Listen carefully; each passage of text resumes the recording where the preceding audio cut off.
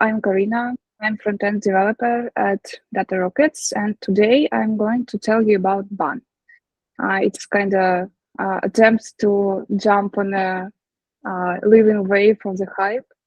So um, let's start with where did things get started.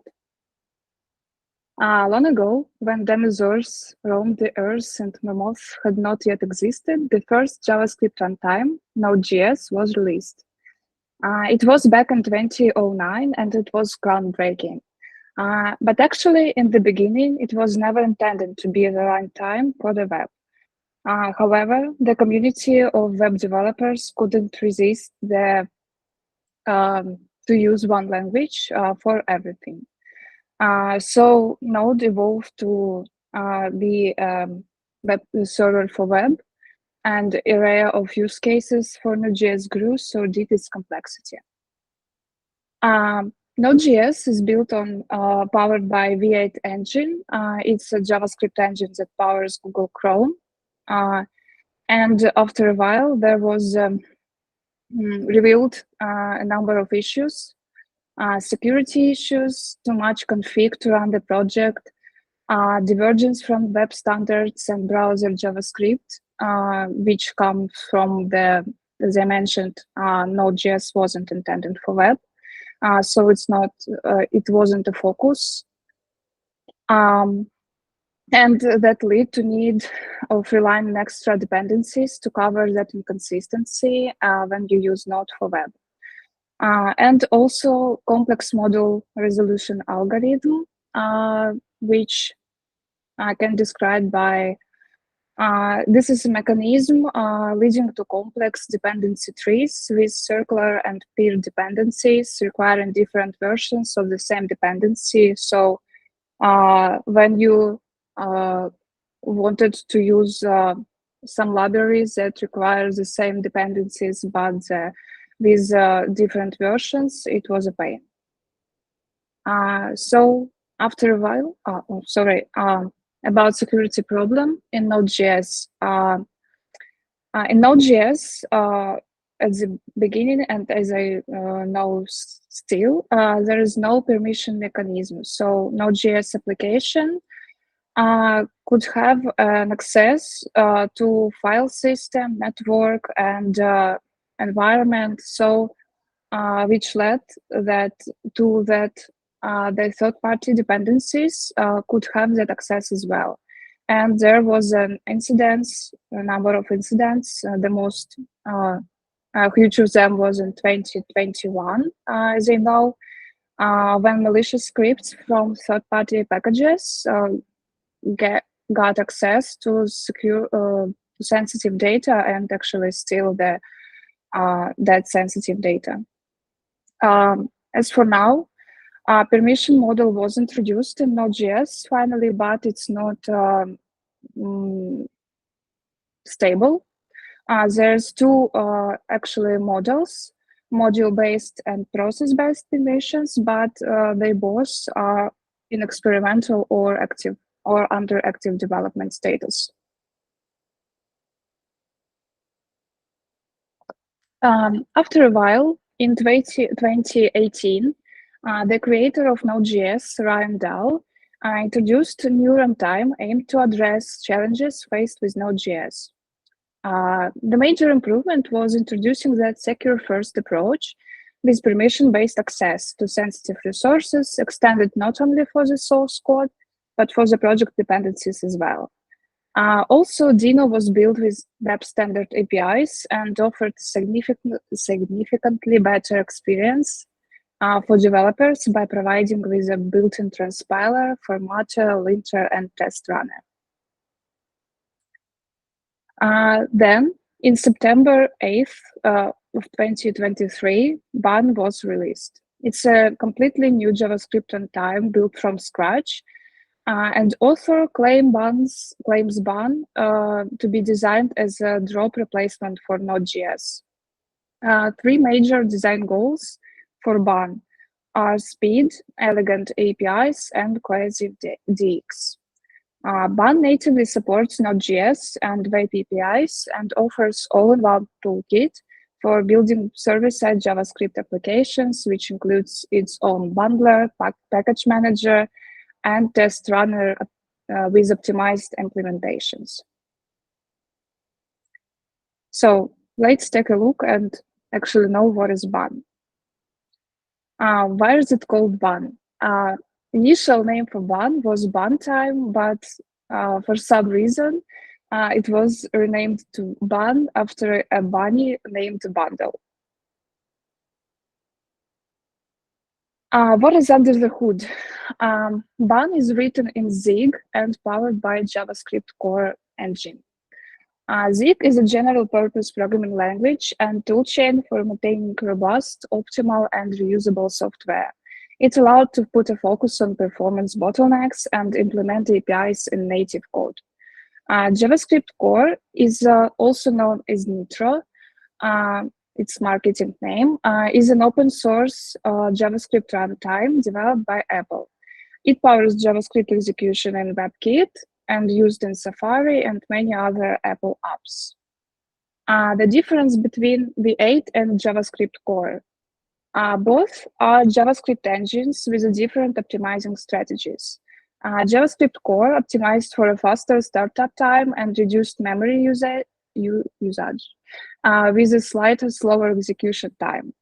On the other hand, V8 prioritized fast execution with more runtime optimization, which may lead to more memory usage. Design goals behind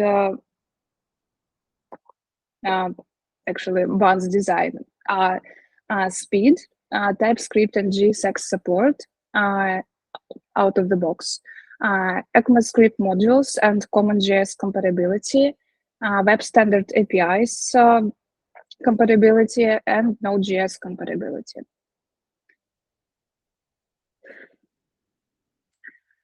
Startup time. Bun has significantly faster startup time provided by JavaScript core engine. Here is a test. Actually, it's I guess a synthetic test where runs a simple file hello.js and run Bun shows the results are 2 times faster than Dino and almost 5 times faster than Node for startup time. Performance. Bun authors demonstrates a performance-obsessed approach to creating the Bun. This approach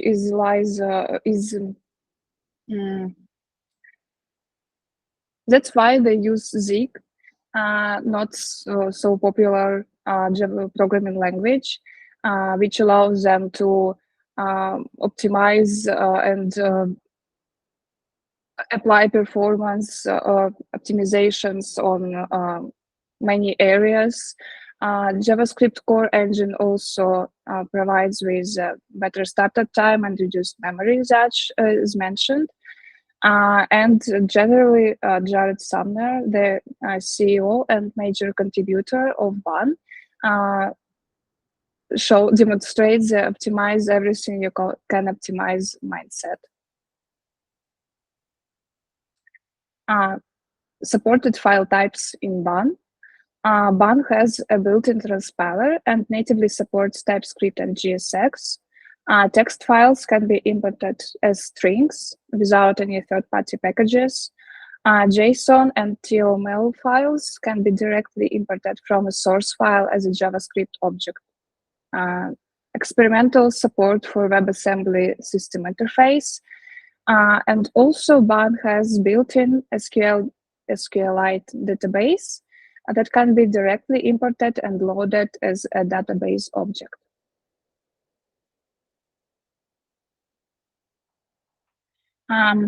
Module system. There is 2 module systems in JavaScript, ES modules and CommonJS. CommonJS comes from Node.js and users require keyword and module exports for synchronous module handling, ideal for server-side operations. On the other hand, ES modules, which were introduced in ES6 and deploys import and export statements, providing a more static and asynchronous approach, optimized for browsers and modern build tools. Bun supports both of them without any special configuration, and even allows you to use them in one module or file simultaneously, as you can see on this screenshot. Web APIs. As I mentioned, Node was created as an event-driven, asynchronous I/O JavaScript runtime, and web standards and compatibility with web standard APIs wasn't the main focus. This led to inventing own set of APIs for Node.js, diverged from what used in browsers. To implement these features on server-side JavaScript, developers had to rely on third-party packages. However, from Node.js v18, there is experimental support for the Fetch API, potentially eliminating the need for these packages. Bun introduces native support for web standard APIs for those which are relevant for server-side context and useful outside the browser. Bun's native implementation of these web APIs claims to ensure they are faster and more reliable compared to third-party alternatives. Developer experience. Bun offers a set of built-in developer tools and APIs, which aims to reduce time for setting up environment by providing optimized implementations. These include Node.js compatibility, super fast hot reloading, all-in-one toolkit with optimized transpiler, package manager, test runner, and bundler, and elegant APIs for general tasks like starting HTTP server or WebSocket server, I/O operations, password hash, and writing just compatible tests. And even a built-in database, SQLite, which you can use directly in your code. Where you can use Bun. Considering Bun is still under development, even authors, creators of Bun suggest you not to use Bun in heavy real world applications, and try to use it to speed up your development workflows or run simpler production code in resource-constrained environments like serverless functions. Let's take a look on a big picture. The one thing that lies behind the super fast time for package manager performance is the thing that Bun actually doesn't check that network to make sure the packages it has are the correct versions. It just takes the version which is should be correct tagged and takes this version from the cache. So it led to things like the latest tags, for example, don't work. And when you start package manager without cache, it actually shows the faster results, but not that impressive as they claimed. Project issues. Bun has, for now, the first stable version with minor subversions, but it looks like Bun actually is quite unstable product that I think it's not good idea to take it in production for now.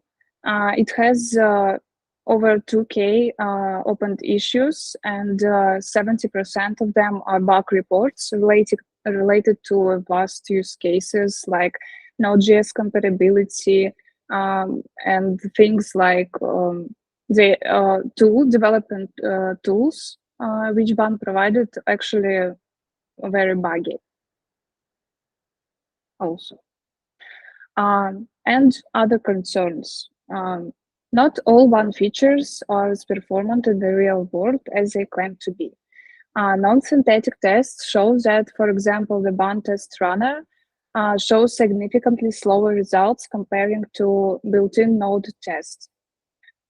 Similar to other build tools, ban does not type check the files. There was results on the site where ban transpiler results were compared to tools like this build and TSS, and actually even in the documentation, ban recommends to run TSS if you need a static type check. So there's it's for me it's not unclear why they're comparing these tools. And page load latency benchmarks show that ban uses a lot of memory, almost two times more than Node.js, but ban has a low memory usage option. And as I mentioned, there is a lot of Node.js compatibility issues. More insights. ban is VC funded, and the main contributor is actually a CEO of the company, and there's concerns about how the project will be developing further when the major contributor need to change his focus to run his business.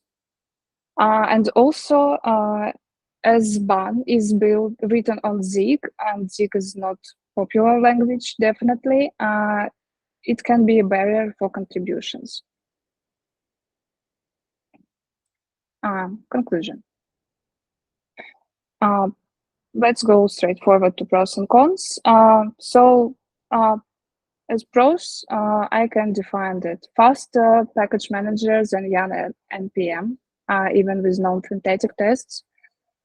Faster hot reloading, better and beginner-friendly API for common tasks like building a web server or HTTP server, and it still provided development tools out of the box.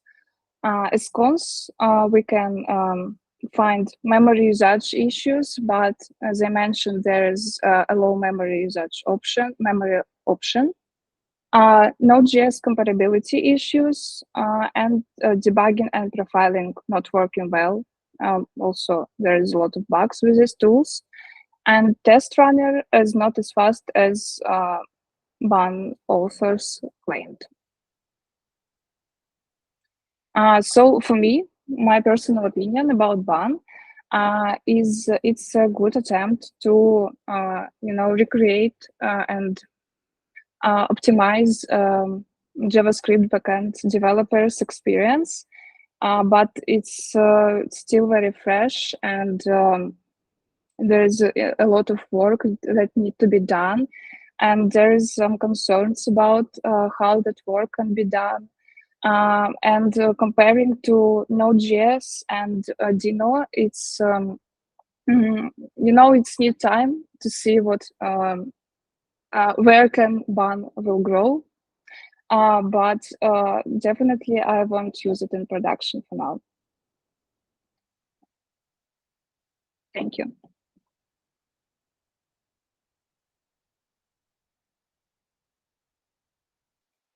If you have any questions, let's discuss your opinion, or maybe you also already used ban. What's your experience? Thank you, Karina, for the nice presentation and for the honest overview.